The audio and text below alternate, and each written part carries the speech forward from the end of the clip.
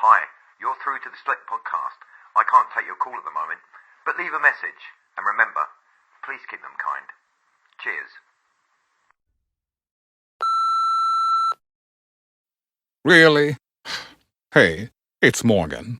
As I'm talking to your damn machine, again, here's an earworm for you. Papa oo mau mau, papa oo mau ma mau.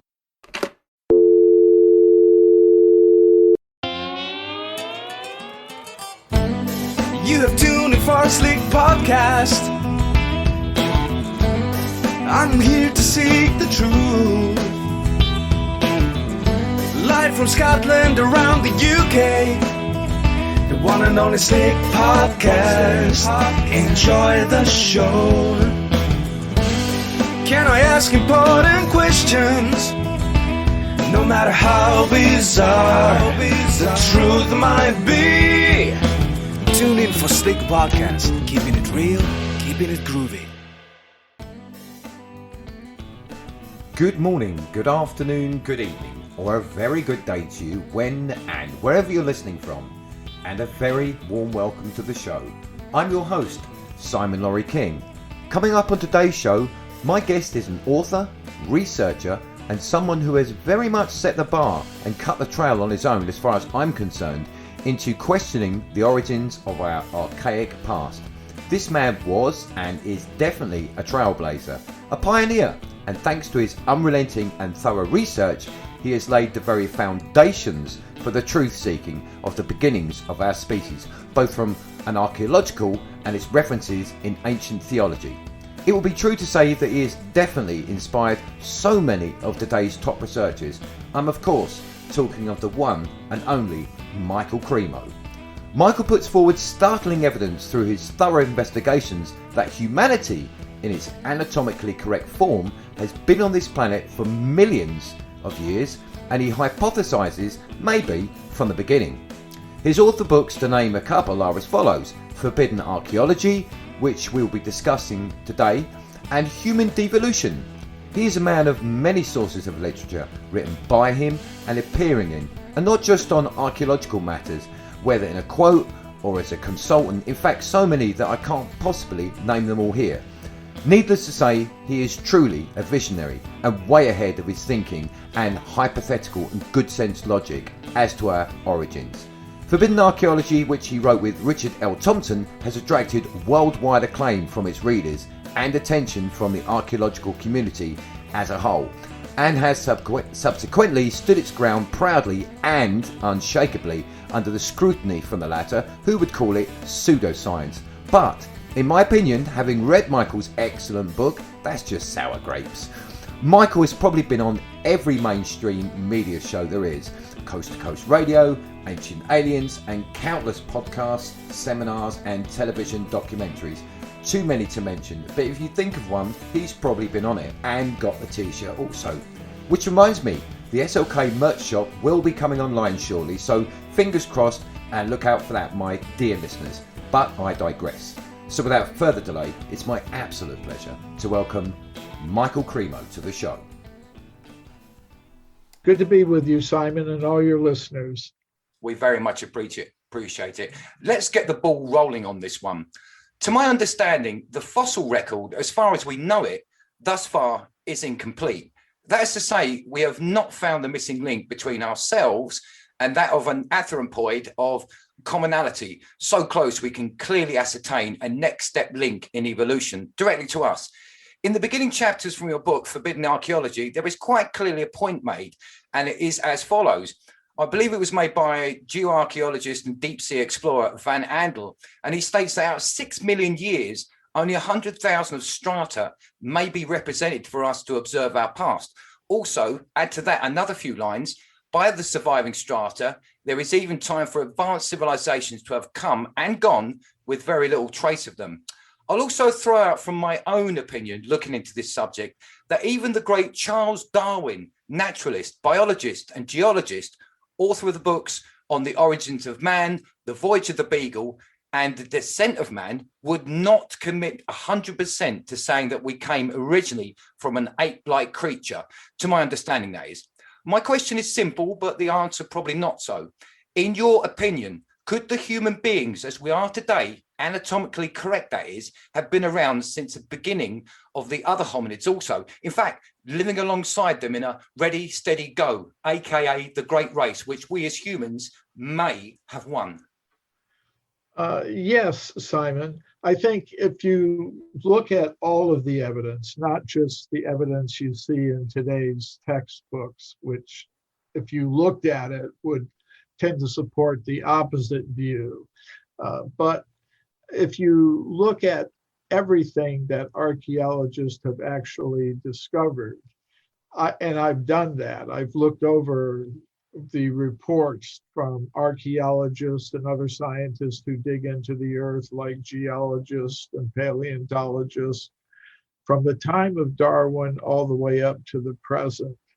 And what I see is they have a lot of evidence that humans like us have been existing for many millions of years, actually going all the way back to the very beginnings of the history of life on Earth.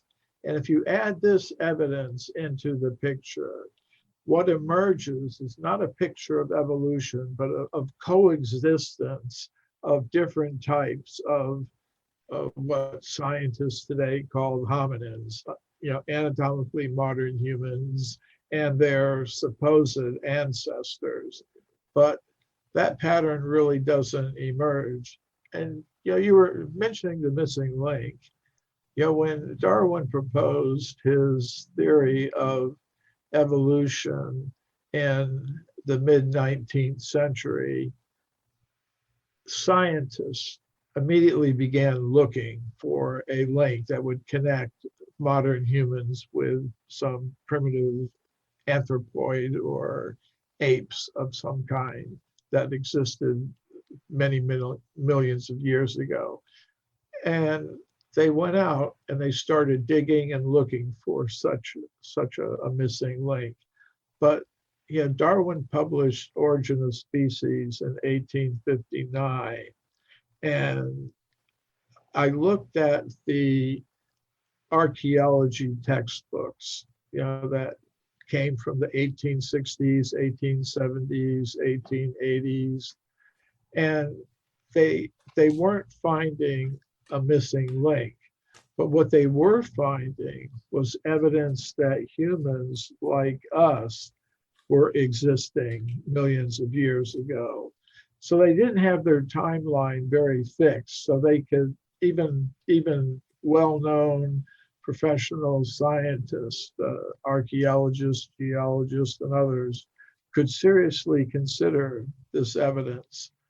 But in 1893, a Dutch researcher named Eugene Dubois discovered what he claimed to be the missing link. He called it Pithocanthropus Erectus. So Pithoca means ape and anthropos means human. So it's like the ape man, the missing link that connected the ancient apes with the modern humans. And this was found in a formation less than 1 million years old. So when that became accepted, widely accepted in the scientific world, in around the turn of the century, around the 1890s, the 1900s, early 1900s, then scientists now had a fixed timeline.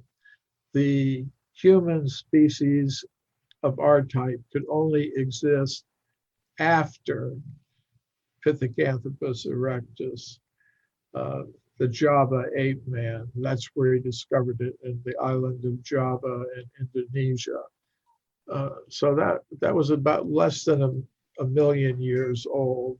So then they had to decide, well, what are we going to do with all this evidence we've accumulated for a human presence going back many millions of years? They just started not talking about it, not writing about it, somehow or other putting it aside. And then since the beginning of the 20th century, whenever any scientist would find something that indicated a human presence going back further than 1,000,000 years or so, then they just found some way to explain it away or interpret it so that no, it wasn't made. Those human footprints weren't made by humans like us. They were made by ape men with feet just like ours. And you find a human artifact, you can say, well, it really wasn't made by humans. Maybe the ape men were a little more intelligent than we thought. Or if you find an anatomically modern human bone, they say, oh, there's got to be some mistake there. So that there's a process of knowledge filtration that operates in the world of science.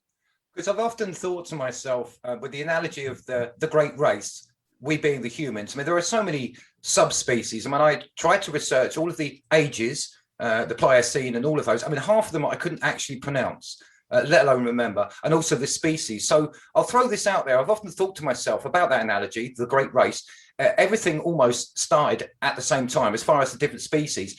And if we were to just say, without being religious about it, if we were to just say it was put on here as by an intelligence, let's see, if you and I were the intelligence, let's see how these different species do. Let's see the best one that fares, the Mark 1, the Mark 2, all the way through, ready, steady, go. That's where I'm coming from with that. Or am I kind of off the mark with that thinking? Survival of the fittest, maybe. I think it's a pretty good hypothesis, a really good suggestion. I think there is some kind of intelligence behind it. Of course, the idea that many scientists have today is that we're just machines made of molecules and we're accidental products of evolution, which is unguided. It relies on more or less accidental mutations of the DNA molecules in our reproductive cells. And the whole universe is just considered to be a cosmic accident. But I don't see it like that.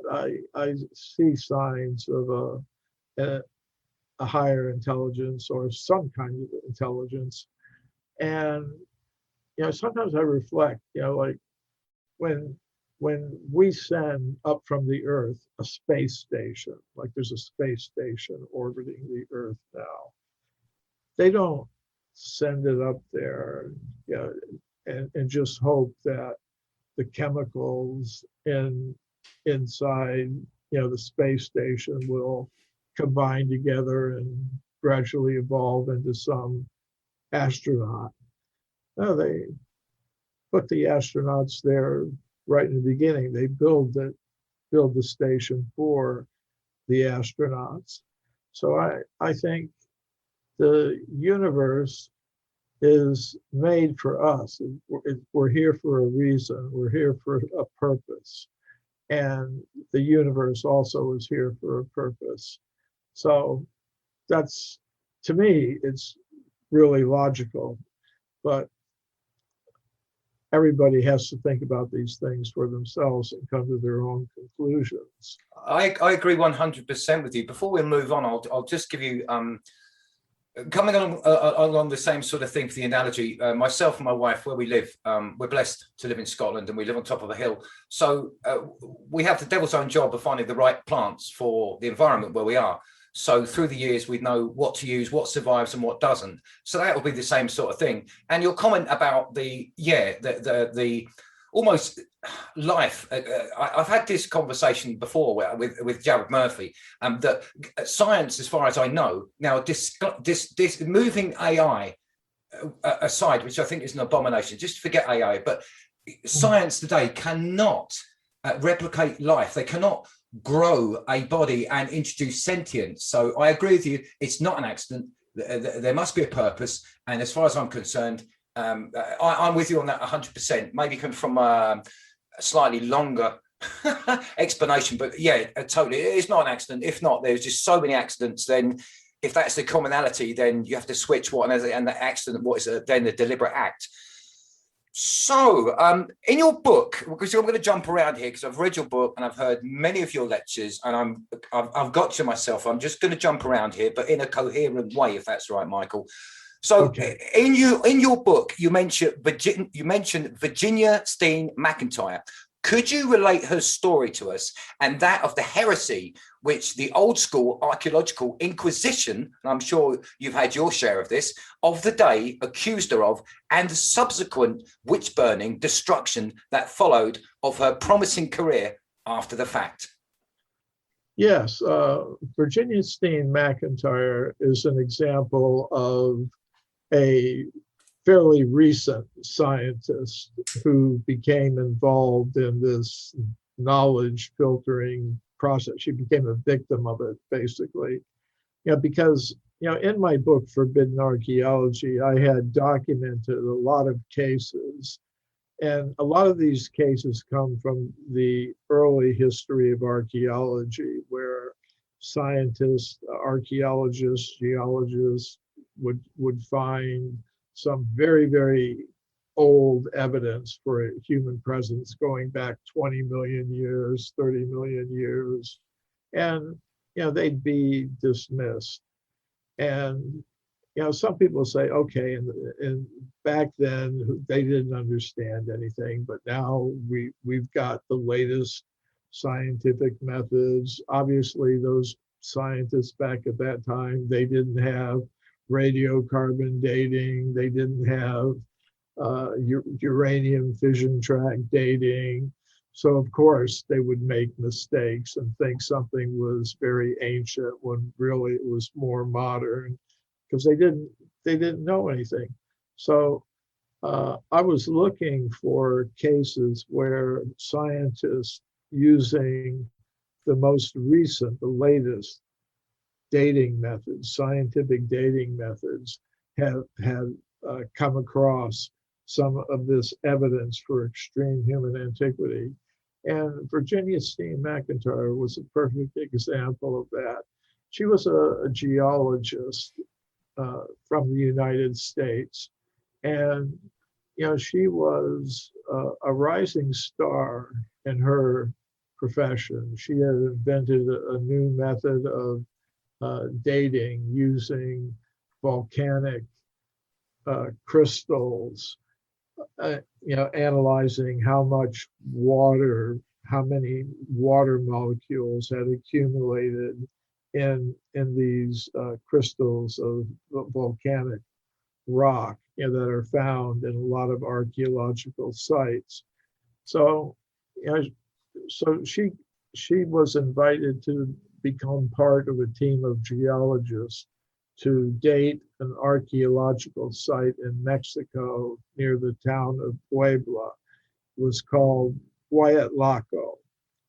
And a team of Mexican and American and Mexican archaeologists had discovered stone tools and weapons there in their excavations. And they wanted to know how old these things were.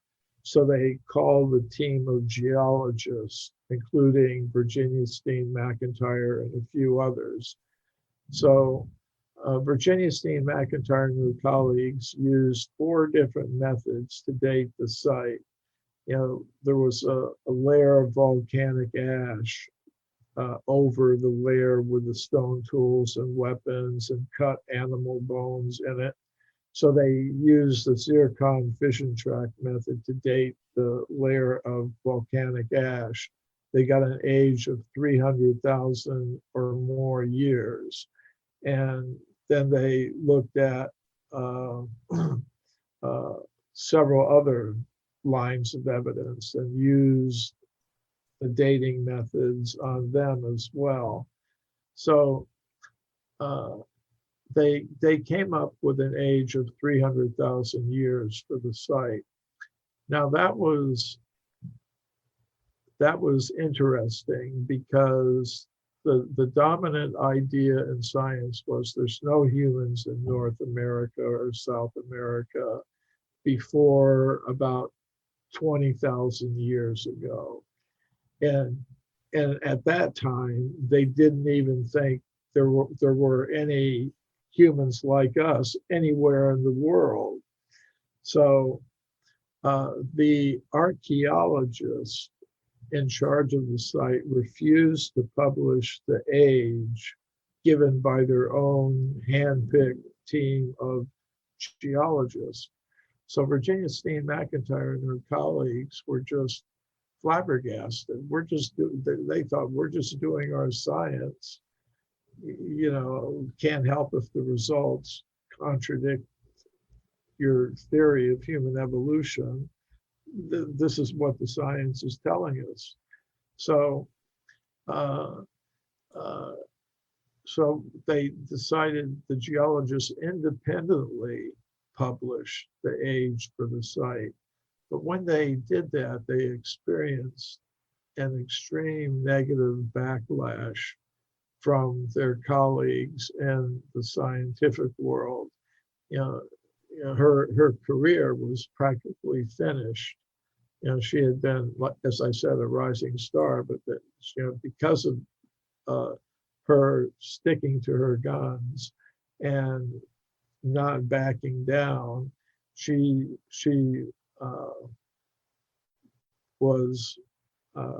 lost a teaching position she held at a university. She stopped getting invitations to participate in conferences in her field. People were calling her a maverick, a renegade, a publicity seeker, and all of this. So basically, although this was a very important discovery, it was swept under the rug. And for decades, people just didn't hear about it, either in the scientific world or among the general public. But the case came to my attention. I included it in the book, Forbidden Archaeology. And as that book came into the hands of a television producer who used the case, he took Virginia Steen McIntyre down to the site at Huayatlaco in central Mexico. And, she outlined everything that happened. And when this documentary, which included other research about other sites, controversial sites and discoveries, when this aired on American television, there was, someone who was in a position to do something about it, and he gathered together funding to do new research at this place. And several decades after Virginia Steen McIntyre gave her dates, the evidence came forth that basically she was right. So there's some positive end to the story. But so was she exonerated by the people that basically it boils down to this: she was hauled over the coals for telling the truth, for saying the way it was, which served them right for having such a clever person. Because the company line, if I'm right about this, was the Clovis People. No one before the Clovis People, and if you could explain who they were. But was she exonerated, first of all? Well, not completely, because some of the mainstream archaeologists and geologists are still trying to explain away that evidence. They say, generally speaking, what you find in geology is, say, if you start at the top of a column of strata, the top layer is the youngest, then comes the next layer down, it's older, and then with each successive layers, things generally get older. But what they tried to say, and they still say, many of them, is that, okay, on the top layer, there were some stone tools and weapons made by the Indian tribes that lived in the area. And then there was kind of a flood, and a stream kind of eroded a little canyon into the formations. And some of the stone tools, not very old, from the top fell down into the ancient layers. And then after a few years, the little valley that had been excavated by the stream filled up with sediments. So although the stone tools are found in the lower levels of the excavation, they really don't belong there. They were just washed into that position when there was some kind of flood or something. So, and this was offered against Virginia Steam McIntyre, who, just to re-go over it again, who you stated invented, patented a new way of dating material. Hence, a load of bumbling people. So no, it must have fallen down a crack, and laughable, to be honest, laughable, Michael, as far as I'm concerned. You know, very clever woman. But could you explain who the Clovis people were? Sorry. Oh, I'm sorry. You did ask that. The Clovis people are, according to most archaeologists, the first humans that entered North America. You know, supposedly, you know, they came over from Siberia. They believe that maybe about 20,000 years ago, there was a land bridge from that connected Siberia with Alaska, which is in North America. So those tribes came down from Alaska, then down through what's now Canada and the United States, Mexico, and then into South America. And most of them think that happened less than 20,000 years ago. So they consider that first group of people, they call them the Clovis people, because they discovered at that site, which is in the Western United States, a special type of stone weapon, a point that may have been used on as a spearhead, you know, very sharp flint, well made, very symmetrical stone point to be used as arrowheads or spearheads. So they were found at a place called Clovis, and their doctrine is there's nothing pre-Clovis, nothing before Clovis. So this site, being 250 to 300,000 years old, was impossible for them to accept.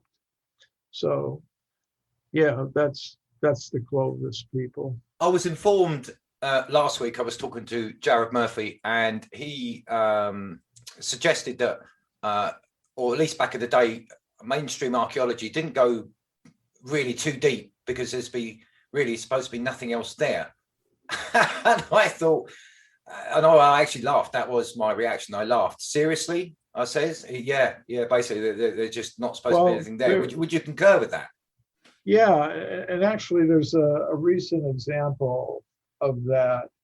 You know, last year, or maybe 2019, some discoveries from the Philippines were announced from what's called the Calo Cave in northern Luzon Island in the Philippines, in Southeast Asia.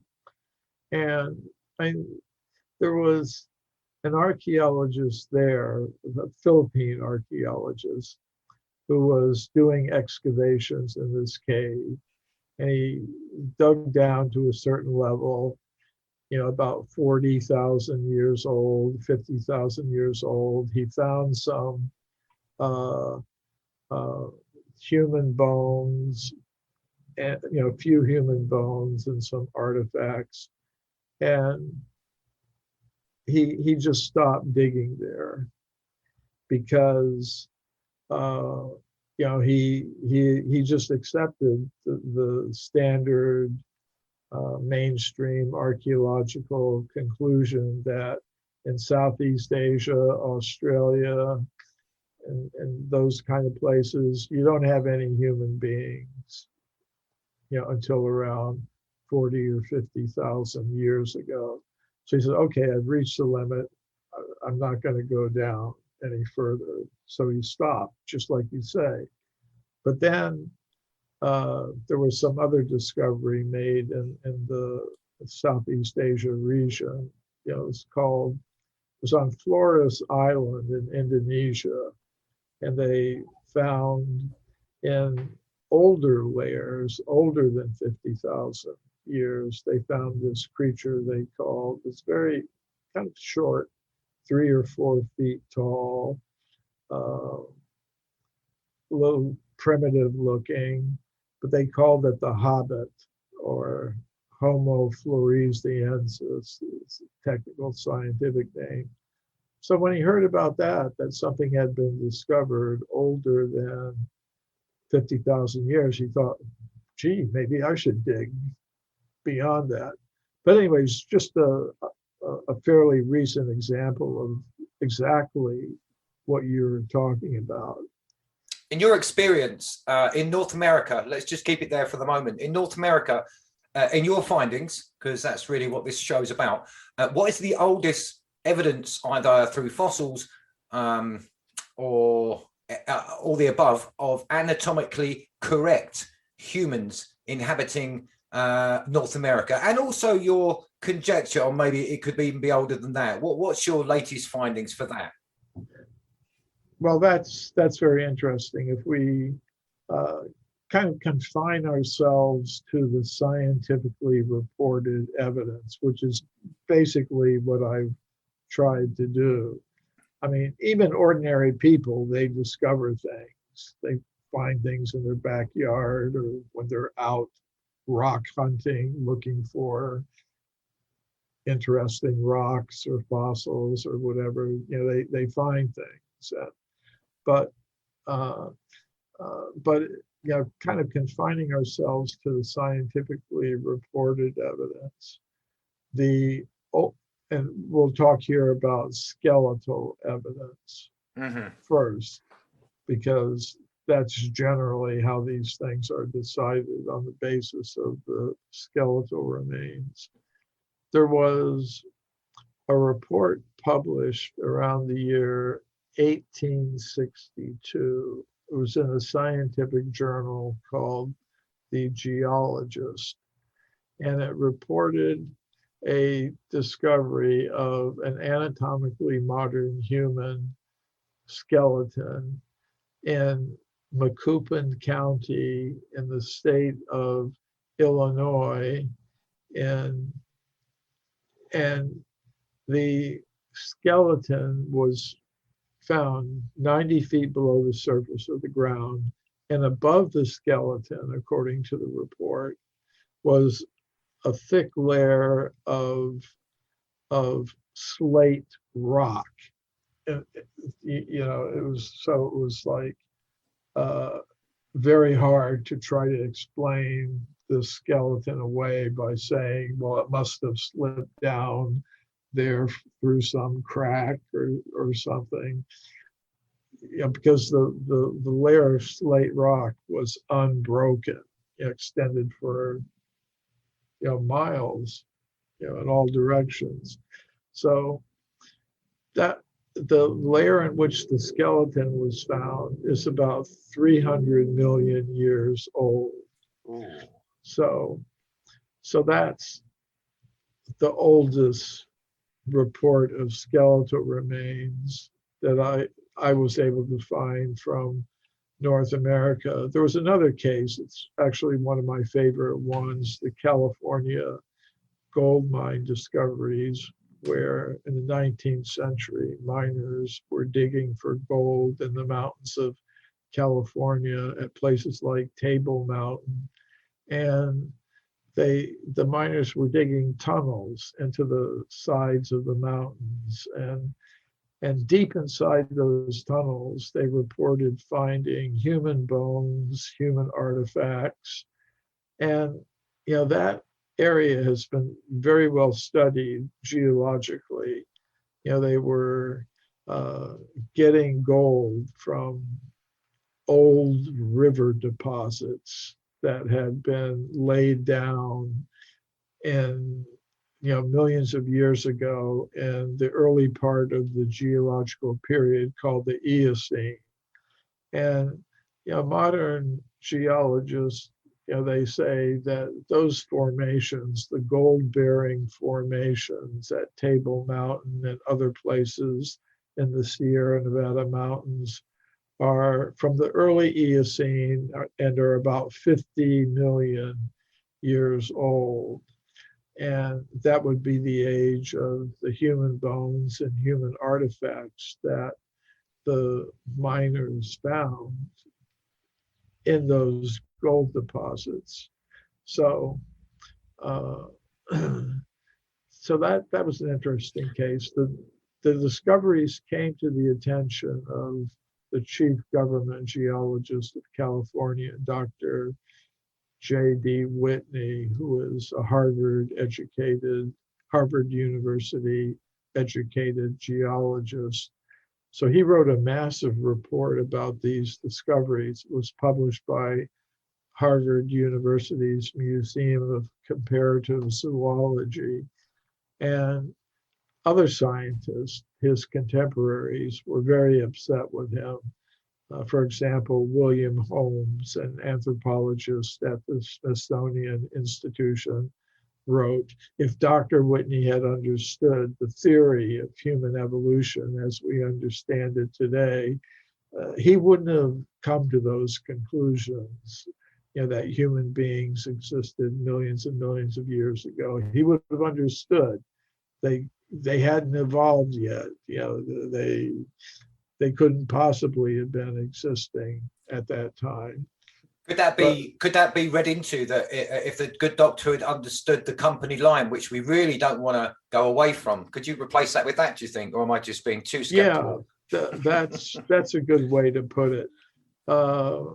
Sometimes I call it knowledge filtration, in the sense that many scientists, the scientists who are responsible, because well, let me just preface that by saying some of the artifacts from the California gold mines are still in a museum at the University of California at Berkeley, but they're not displayed to the public. However, I did get permission from the museum officials to see them and photograph them. They're not even kept in the museum itself. They're kept in a storage building a few miles from the museum.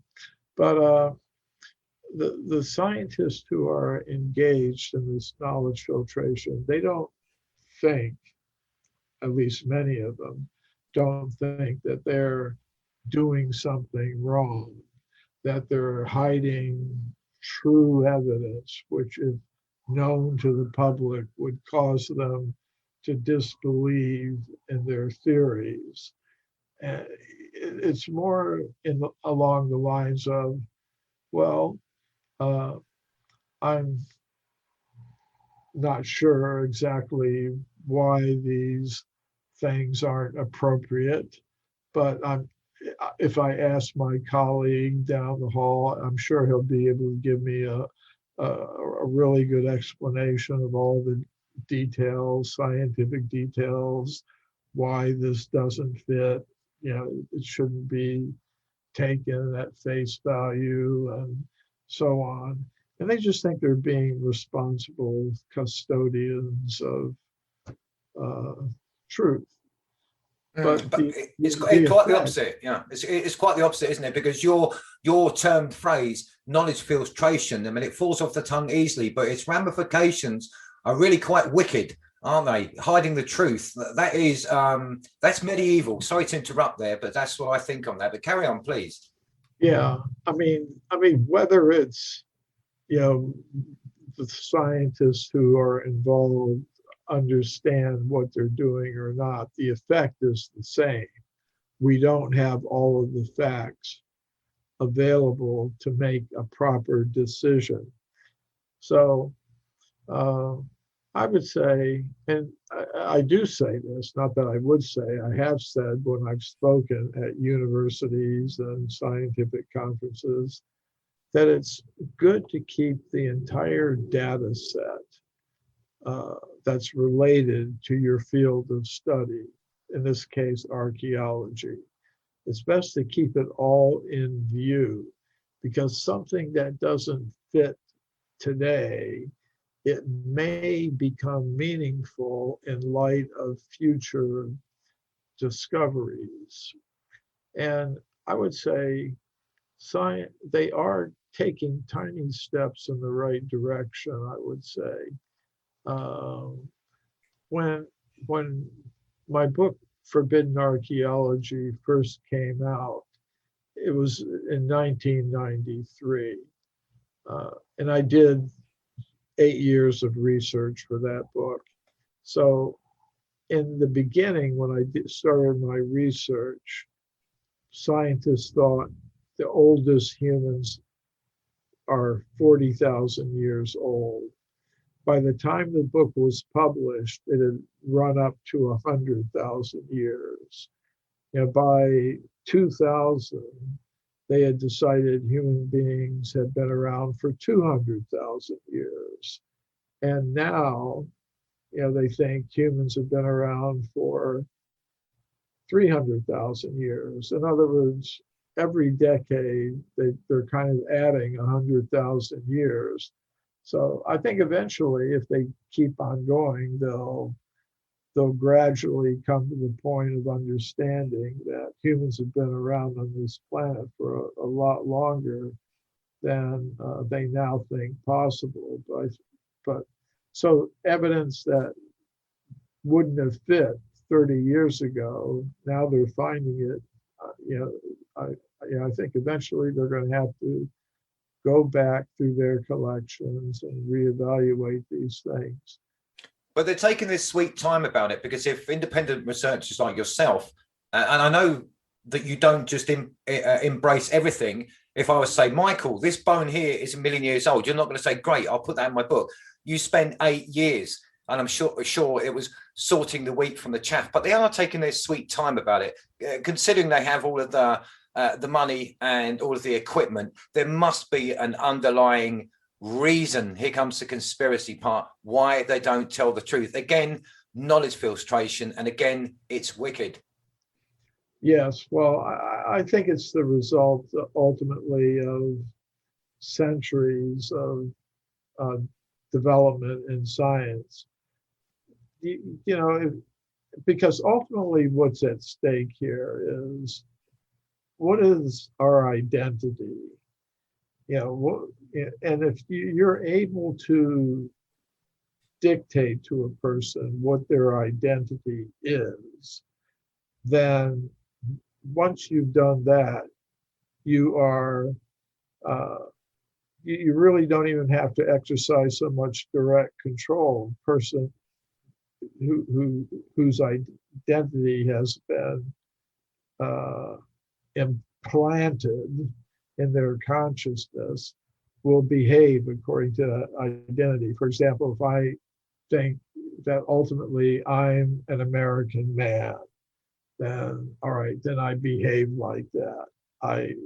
It shapes my values, my perceptions. But if I understand, no, I'm not just a purely material being. The identity that's been forced on us by science through its monopoly in the education system is that we're just machines made of matter. That's what we are. And if and that influences our goals, our values, our actions, and we begin to think, okay, I'm a machine made of molecules. I'm a purely material being in a accidental material universe. Let me just become involved in producing and consuming more and more material things. If you're a simple type of person, well, you just work somewhere and then in your free time consume things.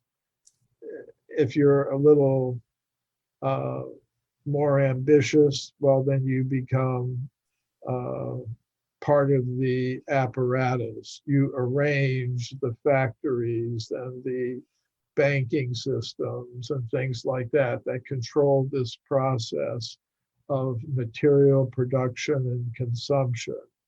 And you shift the stream of wealth generated by all this material production and consumption to benefit you and your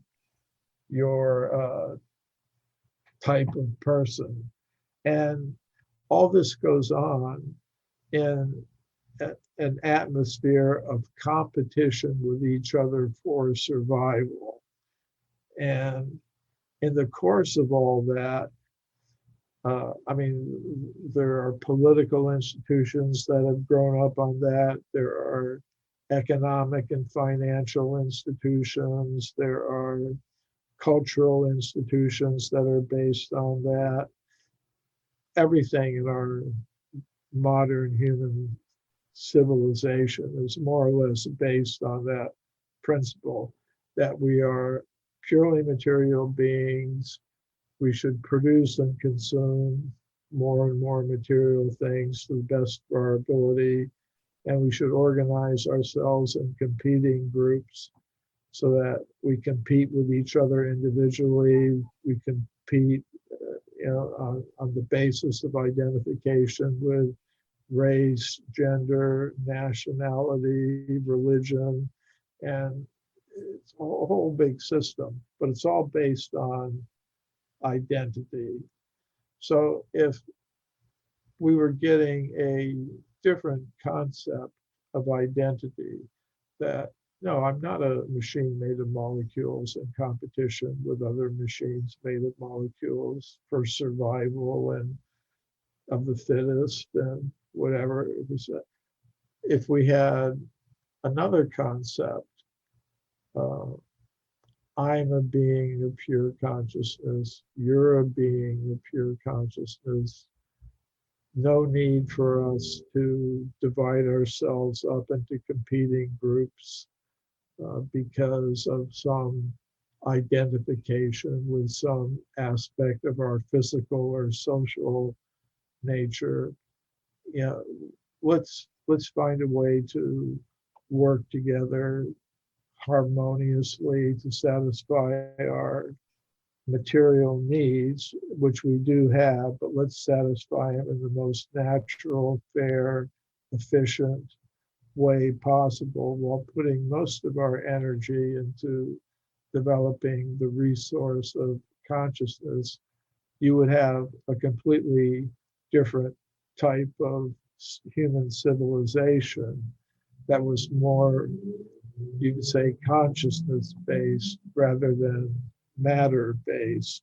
And there would likely be a desire among all of those people involved in such a civilization to have a simpler way of life, which would probably mean some reduction in the level of economic activity based on controlling, dominating, and exploiting material resources in competing groups.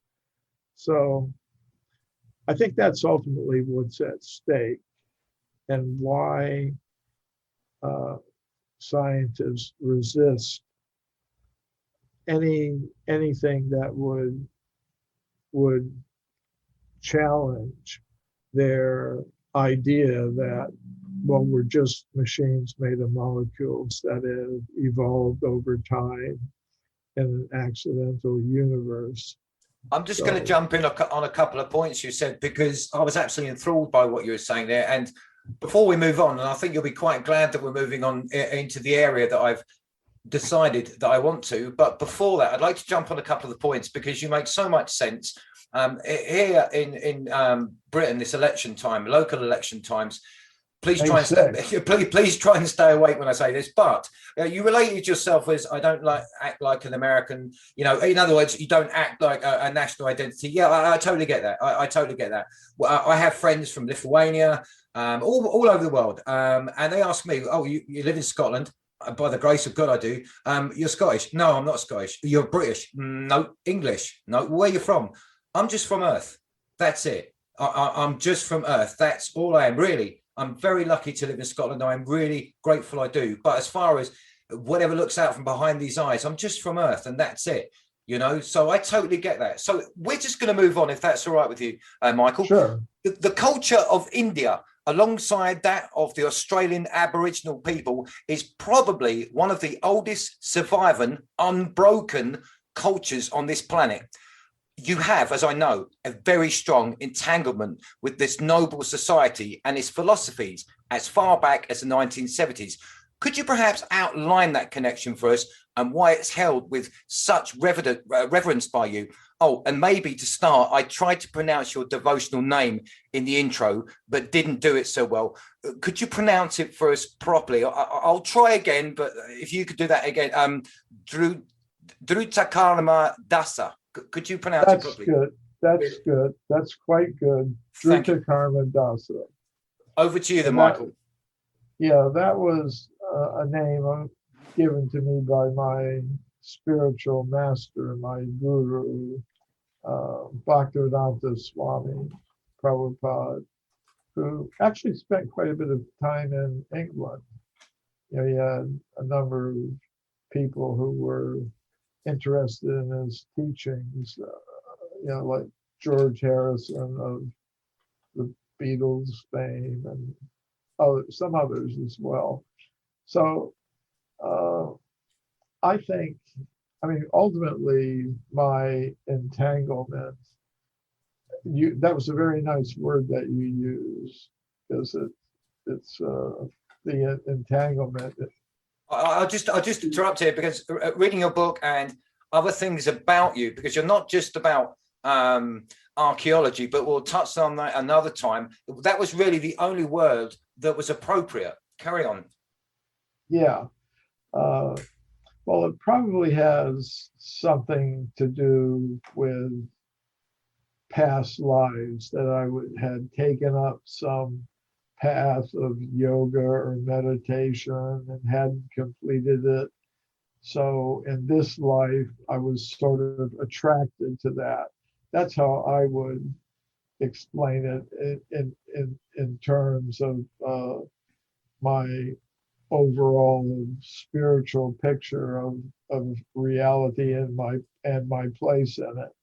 But just in terms of the biographical details, my father was an intelligence officer in the American Air Forces. And that meant a few things for me as I was growing up. First thing it meant was I was traveling around a lot, because in the military, they transfer people from base to base, country to country. At least the American military does, to kind of keep the officer corps always moving,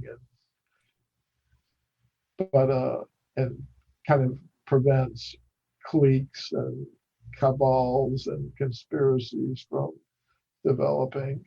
But one of the places I lived was in Europe, and at that time I was in my teenage years. I lived in Wiesbaden, Germany from the time I was 15, 14, 15, 16, 17.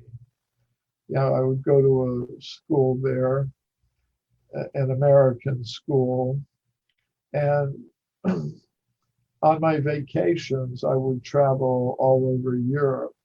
One place I went to was London around 1964 or something.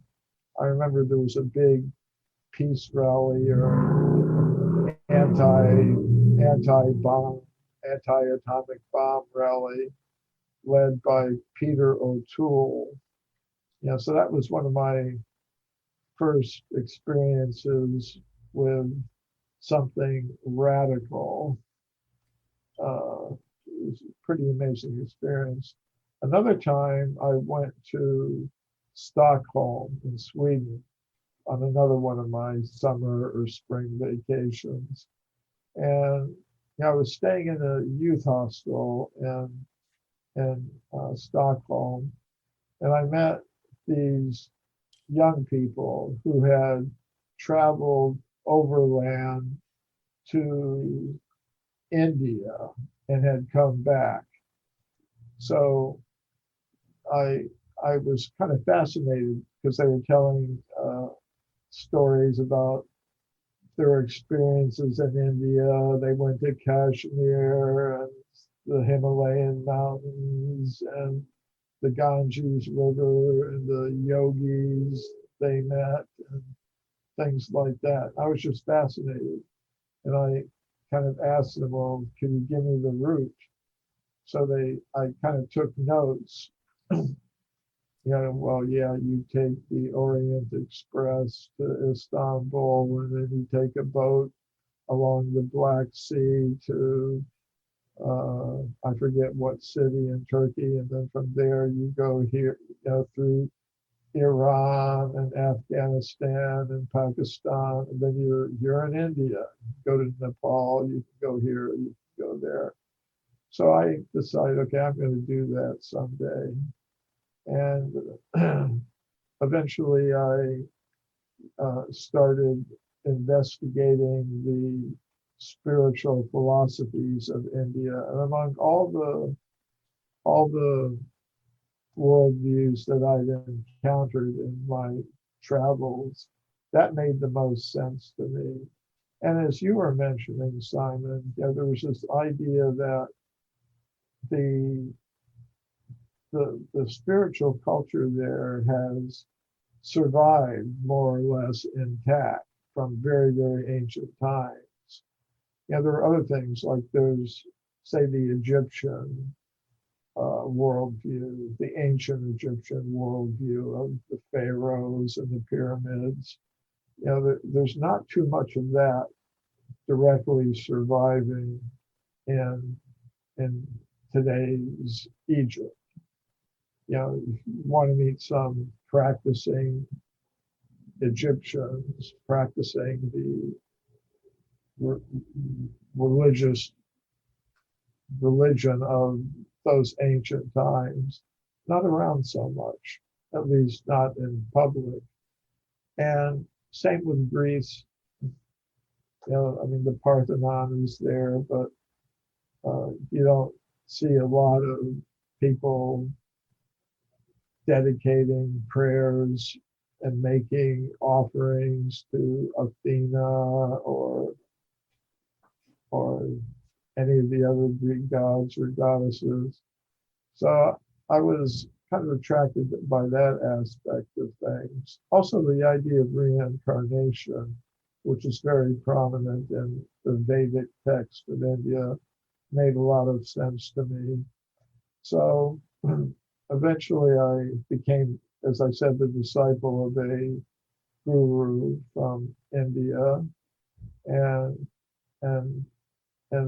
as part of my practice of bhakti yoga, which is the path of yoga that I follow, it's yoga of devotion. And one aspect of it is that whatever talent or ability that you have, you should use it for some higher spiritual purpose, not just to get yourself more and more material fame or wealth or whatever it is. So I had this ability to write, and I like to speak, probably too much, but I thought, okay, let me apply that. So I became involved in writing and speaking about human origins from the Vedic point of view. So it's been kind of a whole career for me, but I regard it as part of my practice of yoga, bhakti yoga. I can relate to the culture of India myself. I've been there. It's an amazing place. I use 5 mantras. I won't go into them at all, but they're very beneficial to me. I don't even wear this on my sleeve. I keep it firmly in my pocket, he says, telling everybody who's listening to the podcast. But when I was in India, there was something very familiar about the place. I found it, don't get me wrong, it was heaven, but in some parts it was hell. In other words, it was extreme wealth and extreme poverty, which was disappointing and heartbreaking, but there was something very familiar about it, and I cannot explain why. Over to you, Michael. Yeah, well, as far as my spirituality is concerned,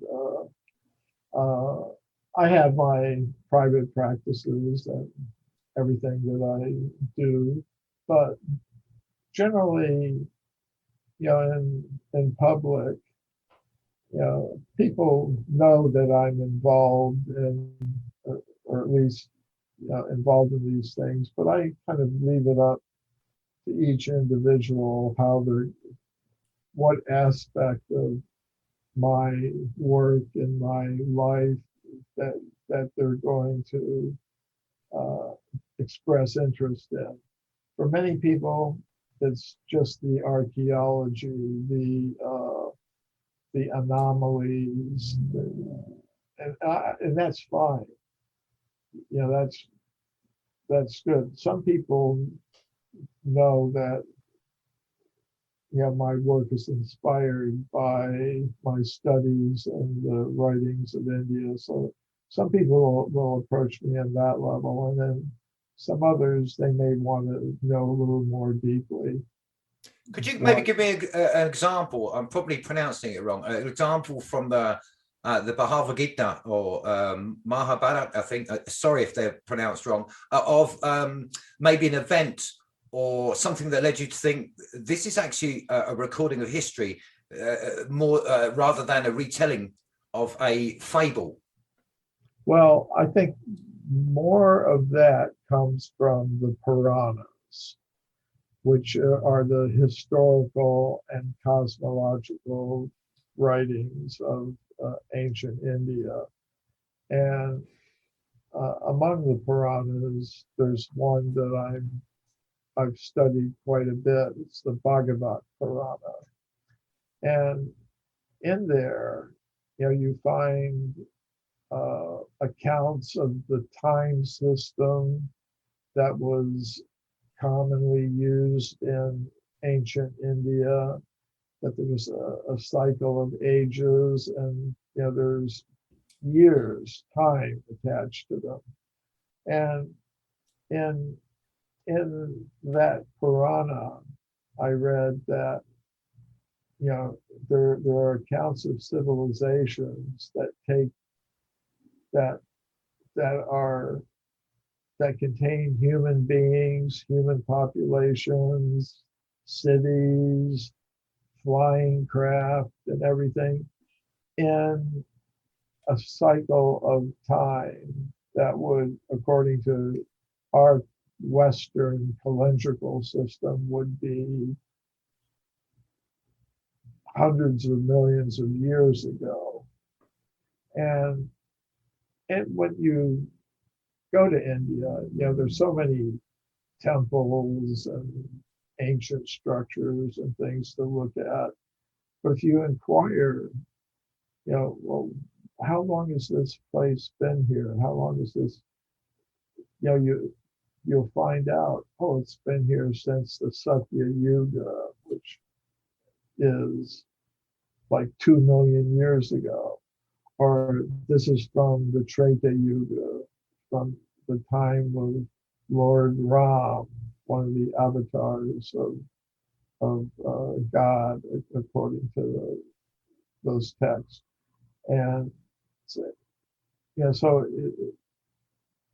then you have to think, or one has to think that, well, okay, is that, as you say, some mythology, or is there perhaps some factual basis to it?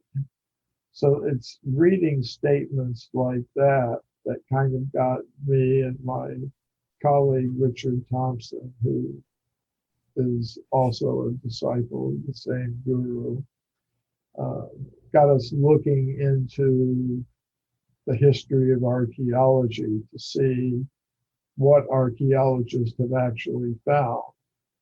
And when I did that for 8 years, looking into it, looking at every archaeological report from the time of Darwin up to the present, I found actually there's been a lot of discoveries that are consistent with what the Puranas say, that humans have been around since the beginning.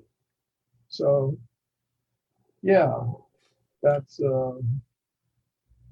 Well, my next question really was really getting you ready for, or my last questions that led up to this question I'm about to ask you, has basically laid the ground. Apparent to me, and I'm sure anyone who's read your book or seen your many video lectures on YouTube, is your passionate devotion to the uncovering of the truth. And this is more than writing a book and making a few dollars. What drives you, Michael? A lot of today's leading researchers in the alternative research into our past have been inspired by your work, that in turn puts them on their current path.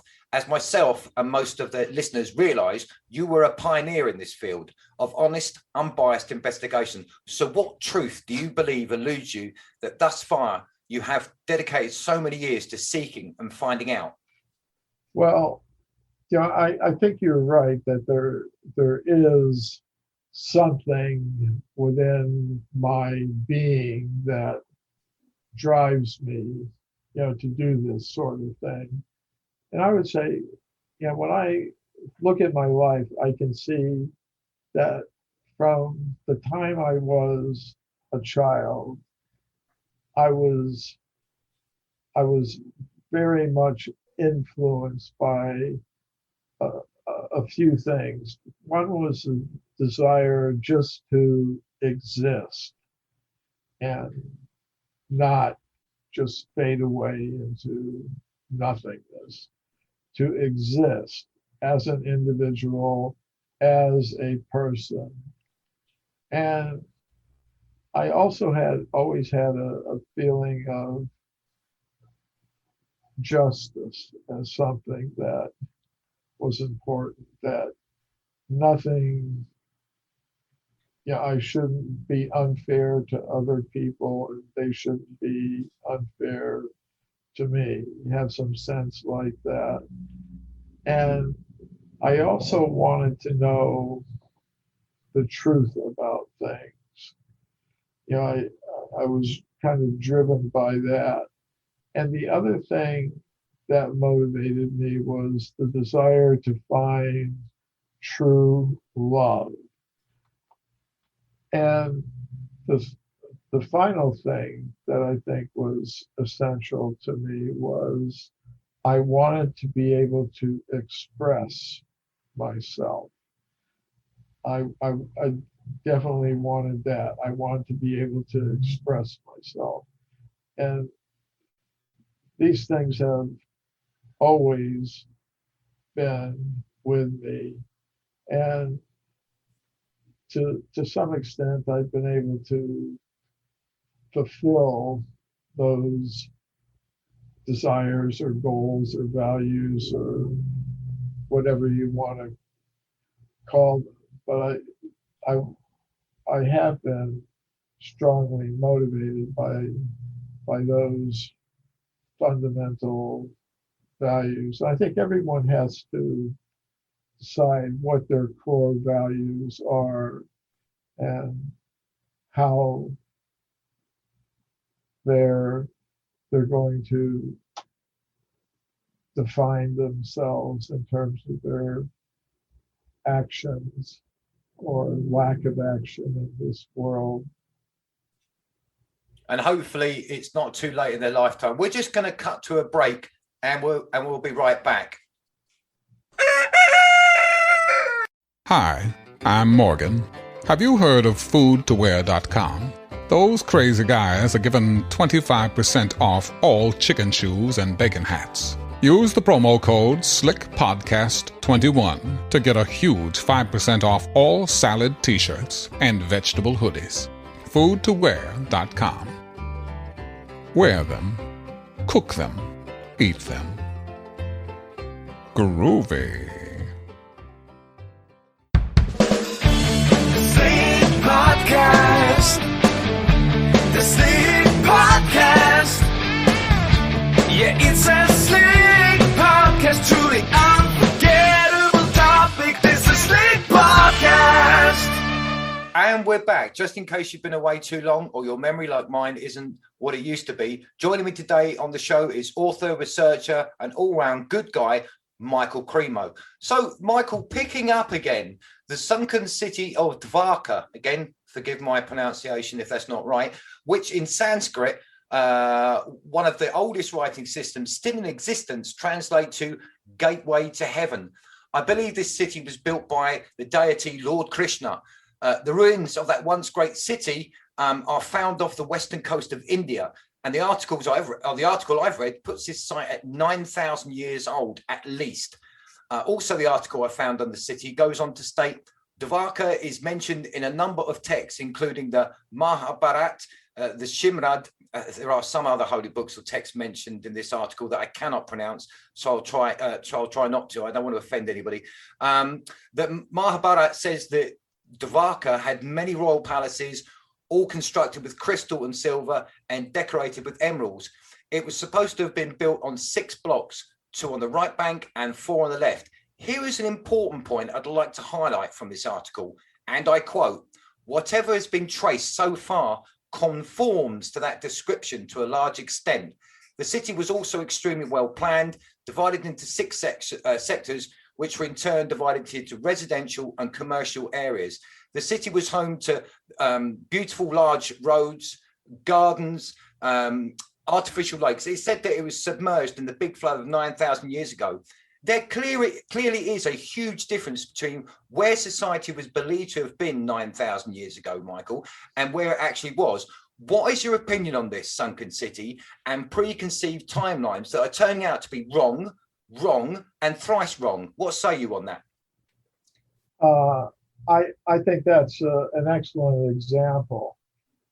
I once met Dr. S. Rao, who was a marine archaeologist for the Indian government. And I think he was the one who first scientifically verified the existence of a sunken city off the coast of the current town of Dwarka, which is in northwestern India on the shores of it's called the Arabian Sea now. So I think he was the first one to do that kind of research that shows that, yes, it's not just a legend. There actually was a city, Dwarka, that was covered by the ocean. So, of course, there are other similar accounts from other cultures as well. The Greeks, for example, talked about Atlantis. So it's kind of an example of same sort of thing, that perhaps in past ages things weren't as primitive as we now believe. So that's really important. In another way, it tends to also verify the idea that Vedic culture has been in India for vast periods of time. Because one of the ideas that's very common today among some archaeologists is the idea that the Vedic culture is a recent import into India from people who migrated or invaded from Central Asia somewhere.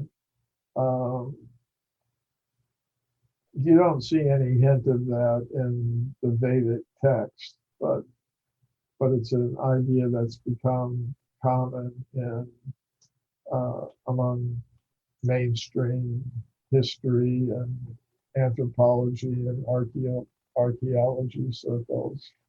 So, because I think to myself, again, Jared mentioned the city of Cuba that was last above sea level 50,000 years ago. The point about Dvarka I'll make, and that city of Cuba, is how old does a society have to be before they can reach a level of architecture and social, so they're all going to live together? And could that city have been built on a far older city? So it does call into question, and you're all about that, the timeline. Yeah, it's kind of interesting that you mentioned that city discovered off the coast of Cuba.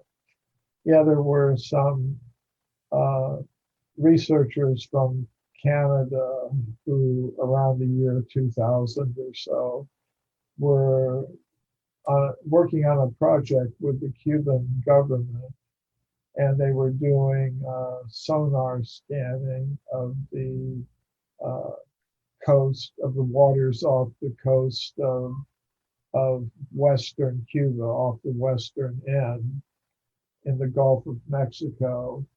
And they found these, what appeared to be, from the sonar scans, there were pyramids and streets and buildings about 2,000 feet deep on the bottom of the ocean in this location. And if it's really a city, which it appeared to be from the evidence that these Canadian researchers had accumulated, it would appear that, all right, that at one point it was above the land on which it is situated, would have been above the water. And the question is, when would that have been?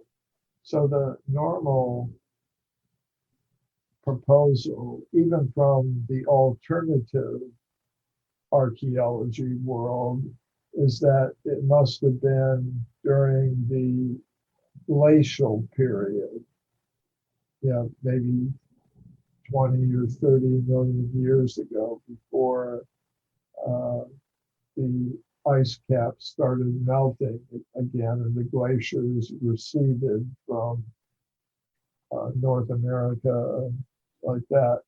But during the height of the glacial period, a lot of the water from the oceans is locked up on these huge sheets of ice that covered a large part of the northern hemisphere. And at that time, that meant the sea levels would have been 200 or 300 feet lower than they are today. And they speculated that at that time, and I'm talking about the alternative types of researchers like myself and Graham Hancock and others. They would have proposed that during this time of lowered sea levels, that area would have been on land. But that's about 40 or 50,000 years ago, 25,000 years ago, around that period. But other researchers from the mainstream scientific community, like there's this one fellow who writes a blog on something he calls bad archaeology. You know, he pointed out, well,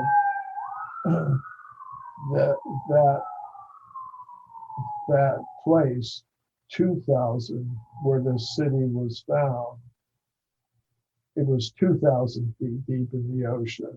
And even during the height of the glacial period, that still would have been covered by over 1,000 feet, 1,500 feet of ocean water. So then I just started thinking, and maybe this is because of my commitments to the account of human history in the Puranas, which would tell us humans have existed for about a couple of billion years on this planet. I started thinking, okay, when was that part of the Gulf of Mexico dry land? So I began looking into the geological history of the Earth, in the different time periods. And it turned out that there was a time in the Jurassic period, I think it was, maybe 140 or 120 million years, 150 million years ago, somewhere around that time. The whole Gulf of Mexico, what's now the Gulf of Mexico, was dry land. And on the east, there was the Atlantic Ocean, and on the west, there was the Pacific Ocean. But in between them, the area that is now the Gulf of Mexico was dry land. And to me, that indicates, okay, that city could have been constructed at that time of the dinosaurs, really. And so that is a possibility.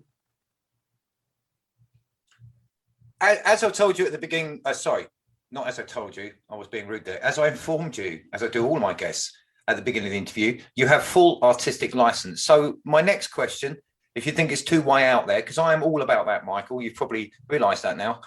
If it's too way out there, just say, let's move on. You have briefly touched on this, okay? And it really excites me to answer this, but I call it synchronicity, I don't know, but here we go. Whatever looks out from behind these eyes of mine responds to its given name of Simon.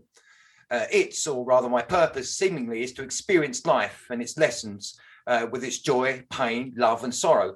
I suppose this experiencing is better to endure than to be merely told. Is this observer, as in me, the result of the devolution hypothesis you speak of? And if it is, could you explain that concept to me? Yes.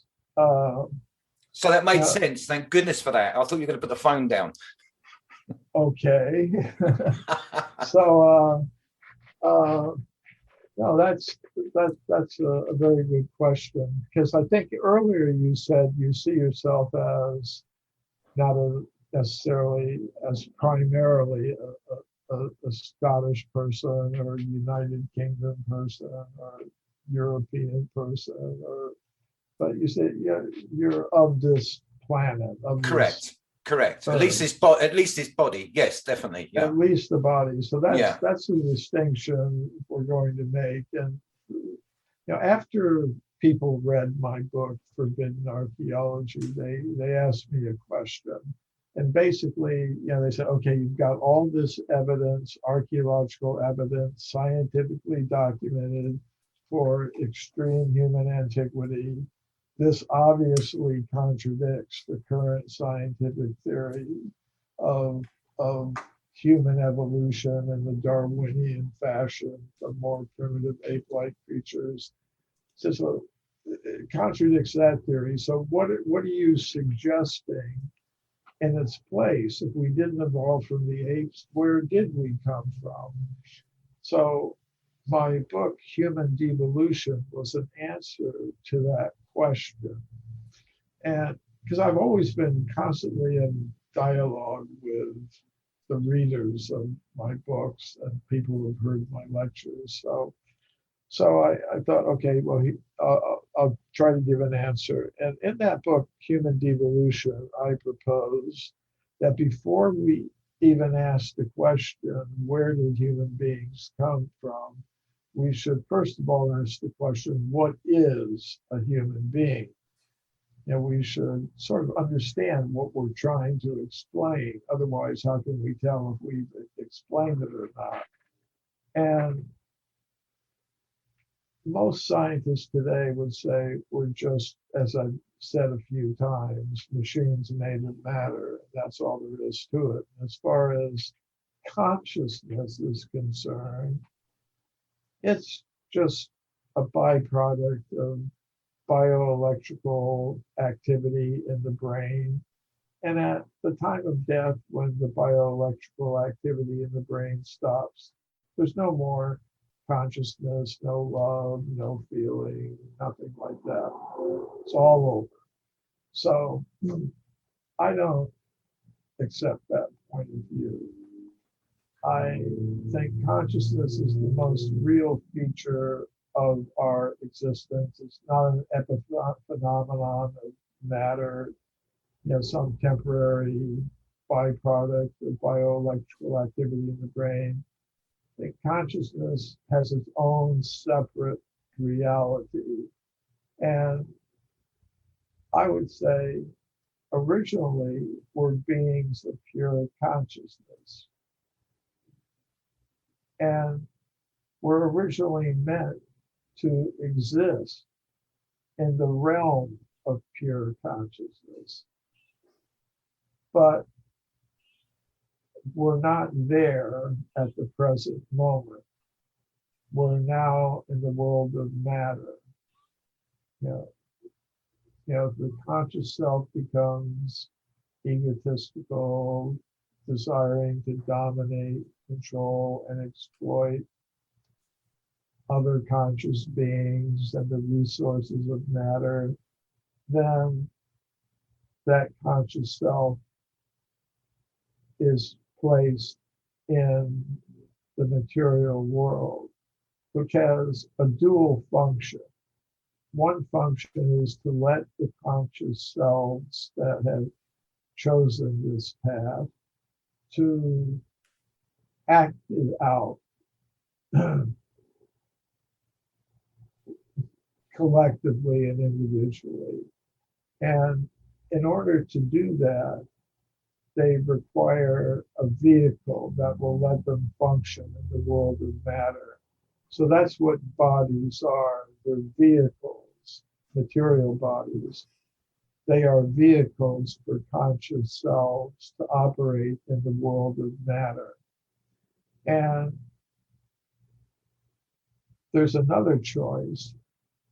Rather than use that vehicle, that human vehicle that we now occupy, to become more and more deeply entangled with it, trying to dominate, control, and exploit the resources of matter in competition with others similarly motivated, we can take the path of trying to identify as beings of pure consciousness and restore our conscious individual personalities to the region where we really belong, beyond all the disturbances on the material level of reality. So this process by which the conscious self becomes covered by matter is what I call devolution. In other words, as conscious individual personal beings, we did not evolve up from matter. We have devolved from the realm of pure consciousness to the world of matter, and where the possibility is there for us to re-evolve, you could say, re-evolve our consciousness back to the level of pure consciousness.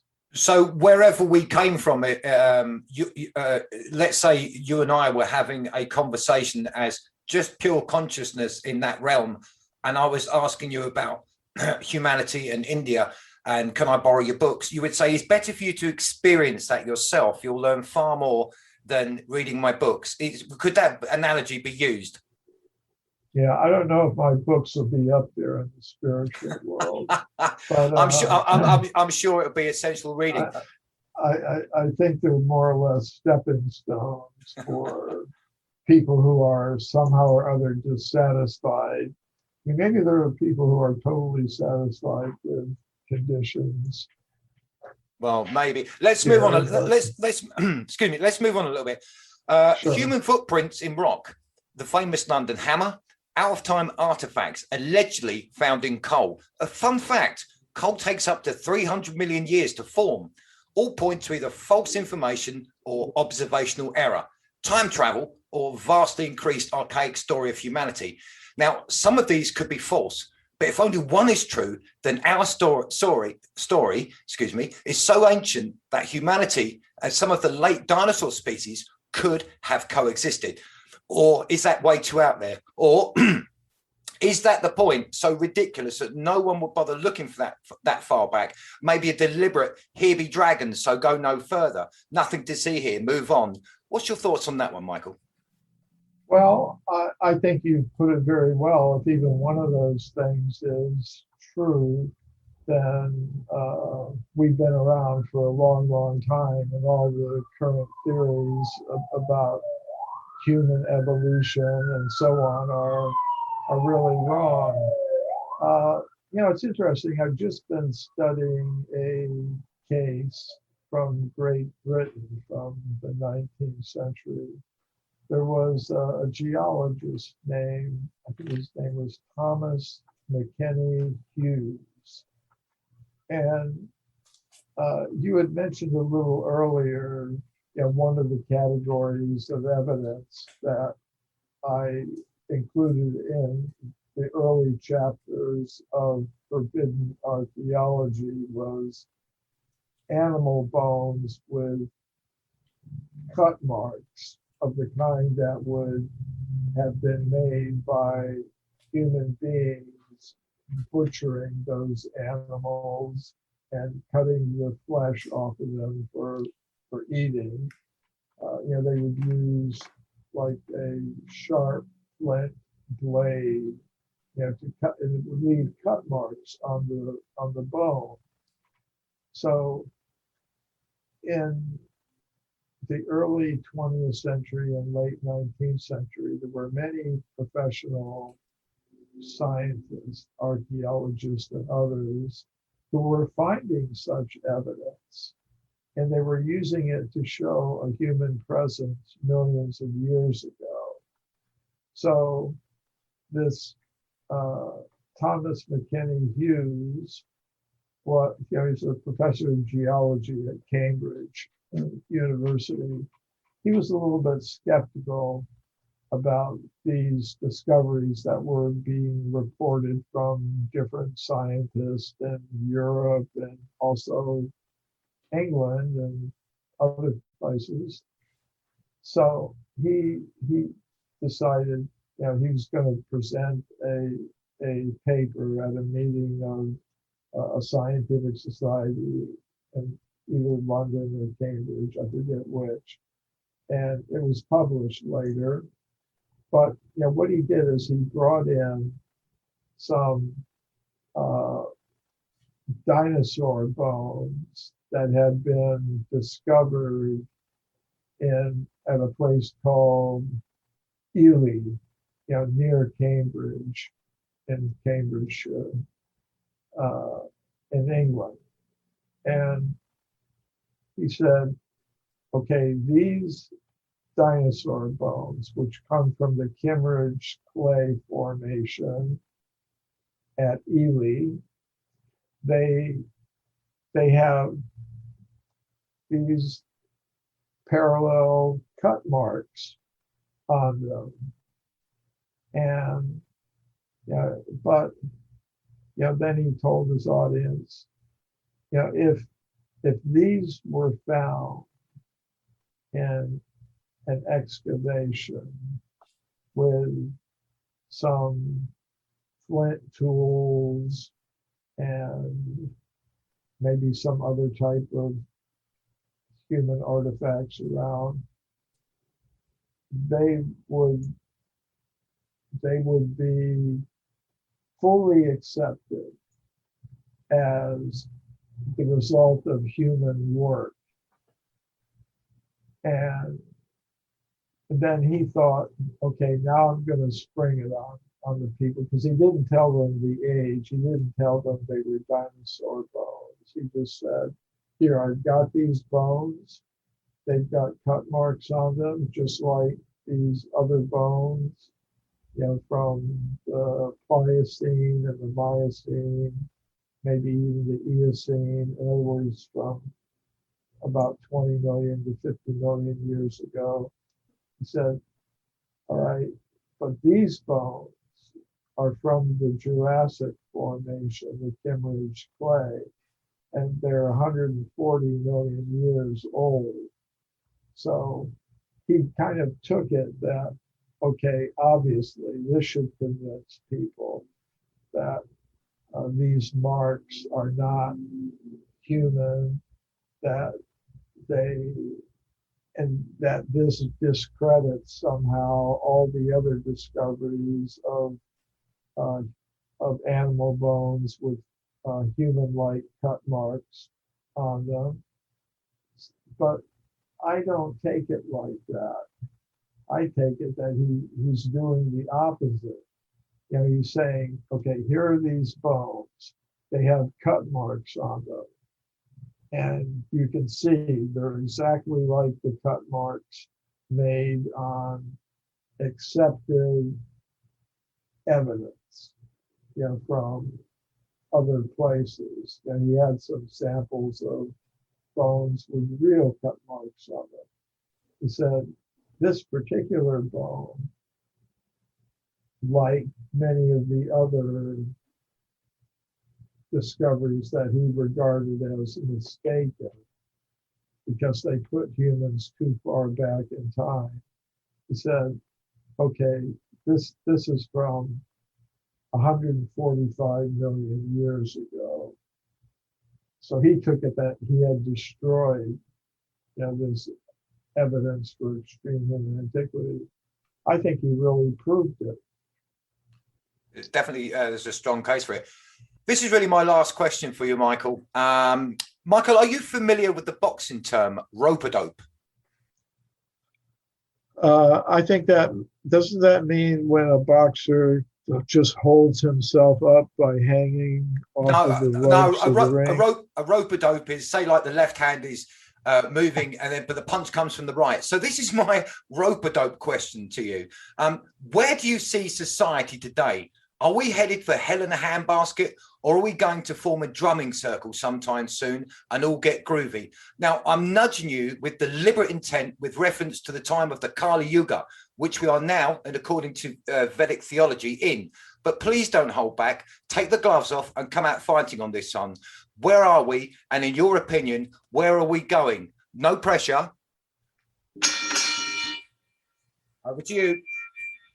It depends upon what we each decide to do individually and collectively.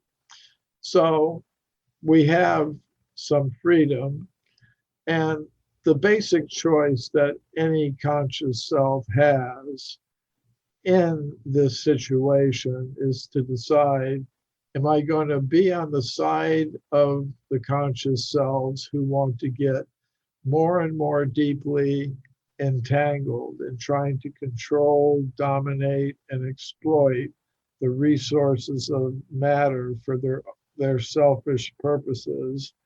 And or am I going to identify with people who are trying to understand we're all beings of pure consciousness? Those on the side of domination, control, and exploitation are always going to be competing with each other.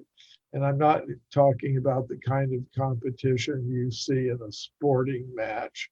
I'm talking about the kinds of competition you see in struggles between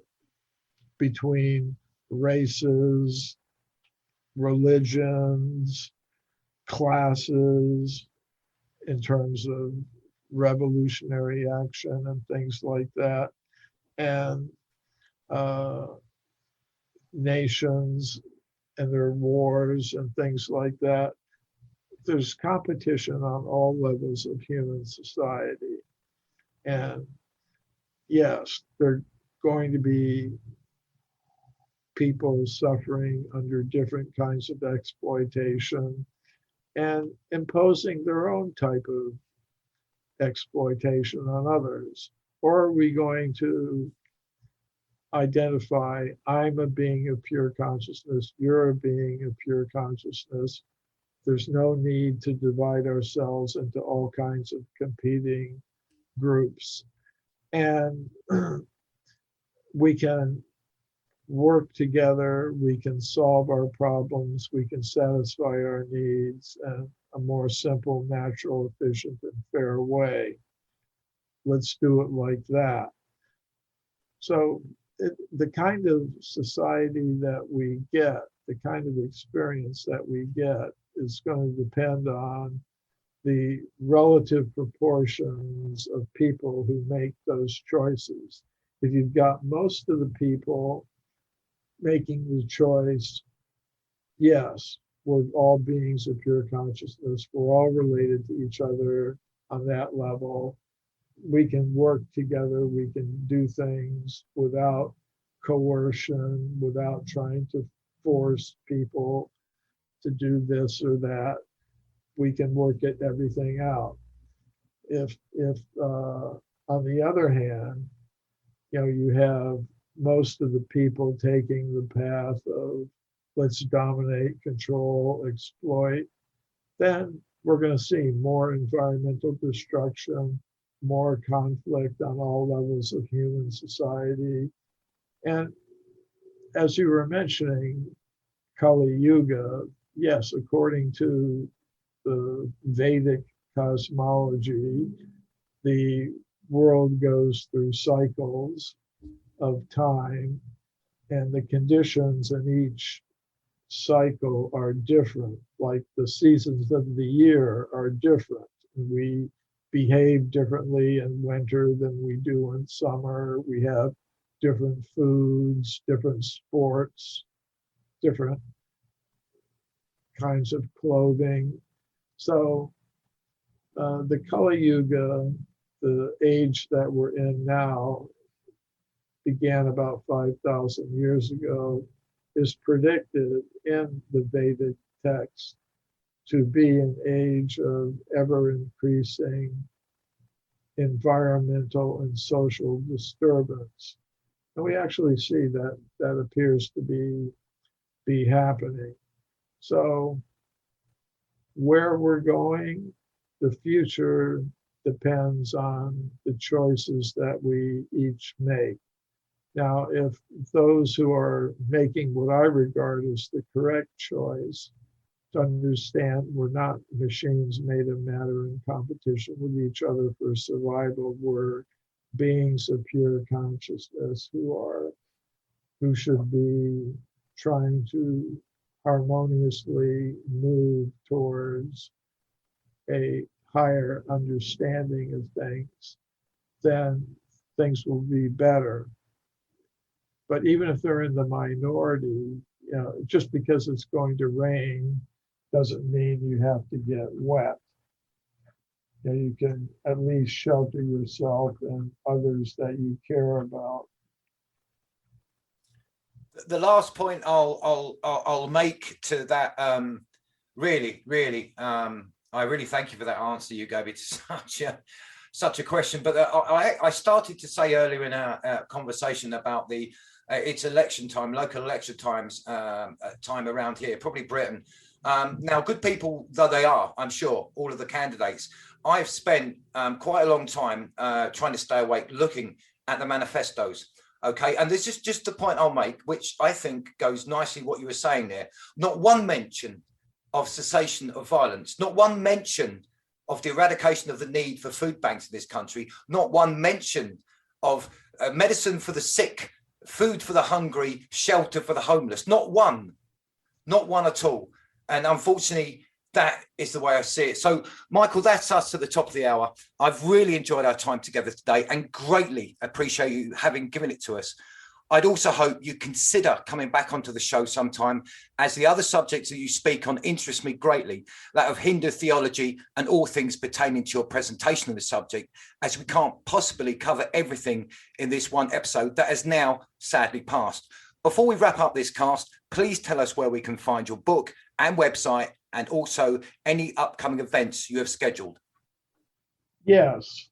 A good place for people to start is my website, mcremo.com, mcremo.com. There they'll find information about my books and actually some special offers. My most recently published book is called My Science, My Religion.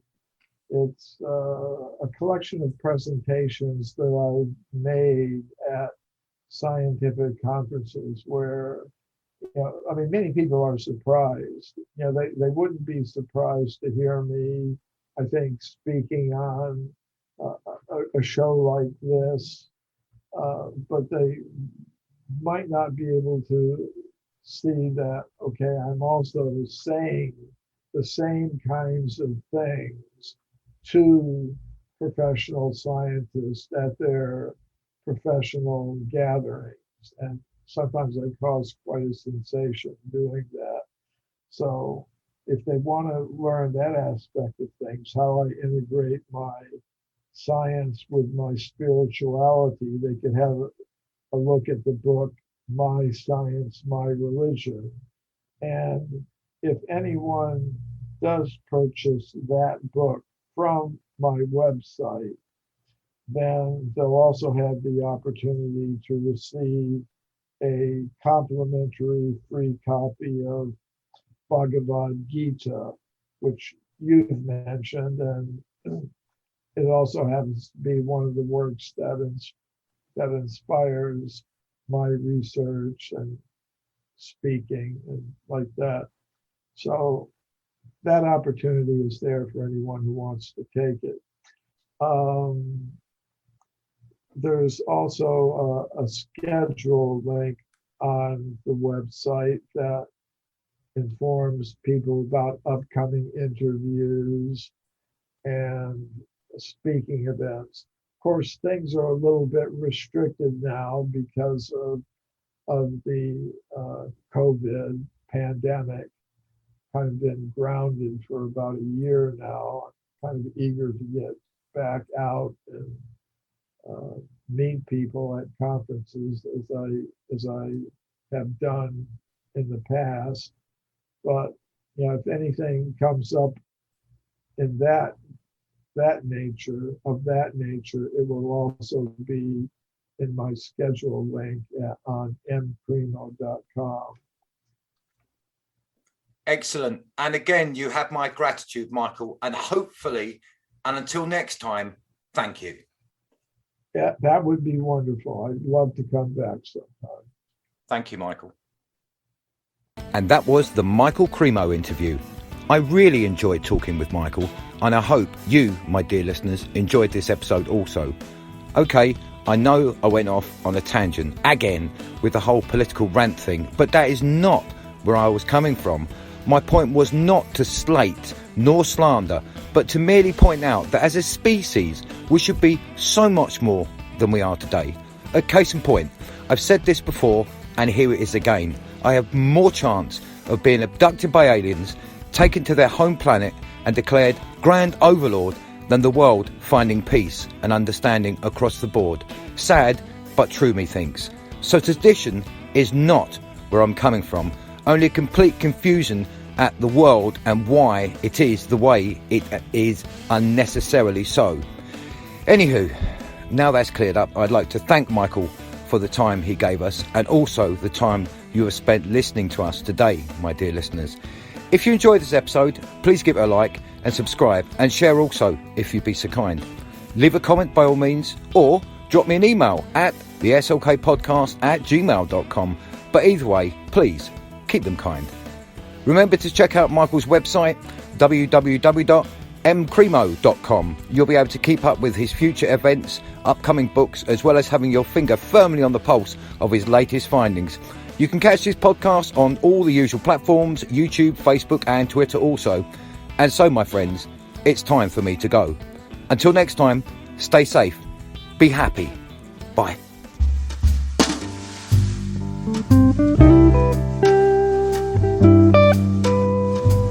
Slick Podcast. Keeping it real and always keeping it groovy.